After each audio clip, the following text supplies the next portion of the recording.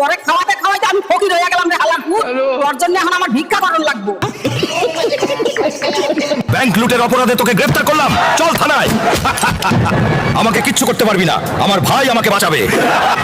এই দারোগা, আমার ভাইকে এই মুহূর্তে খালাস করবি, আর তুই 10 দিনের জন্য সাসপেন্ড। আমার এলাকায় কোনো সন্ত্রাসী চলবে না। ওকে। আপনি এত ধমাডম করেন কেন স্যার? আমি যদি দমাদম না করি আমার বউ আমাকে ঘরে ঢুকতে দেবে না। এত বড় শরীর নিয়ে আপনি আপনার বউকে ভয় পান?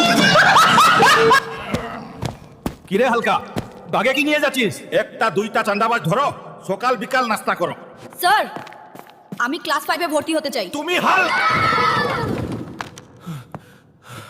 দাওয়াত না দিলেও আমি খাবো, খাবার মিস করা যাবে না। মেয়েরা আমার দিকে এমন ভাবে তাকায় যেন তারা সম্পর্ক করতে চায়। আমি সুদর্শন। এই খোকা, সকাল থেকে ঘেমে নিয়ে গেছিস, আগে ভাত খেয়ে নে। মা, একটু ঘি দাও না, গায়ে জোর বাড়বে। ভাত খা। এইবার আর ভুল করবো না, আমি চাল চোরে ধরে ফেলবো। ধরার দরকার নাই, চাল তো আমিই খাই দিবে, পান্তা ভাত করছি। মানে হ্যালো গাইস, আজকে দাদিকে নিয়ে ঘুরতে আসলাম মেরিন ড্রাইভে। কেমন হলো? পাল করে কাটো হে, তোকে আমেরিকার চাইতে বেতন বেশি দিমু। জি মহাজন। তুই চিনলি না, জানলি না, জানাবার জন্য তোর সাথে দৌড়াচ্ছি টিক্কা। বেয়াদব, তুই মহান শিল্পীরা বহুত অপমান করছো তোরে আমি। আজকে আমায় ঠেকাই কে? আজকে আমার মনের মাঝে ধাই ধবাধব তবলা বাজে। রাম ঘটাঘট ঘ্যাচং ঘ্যাচ, কোথায় কাটে কথার প্যাচ।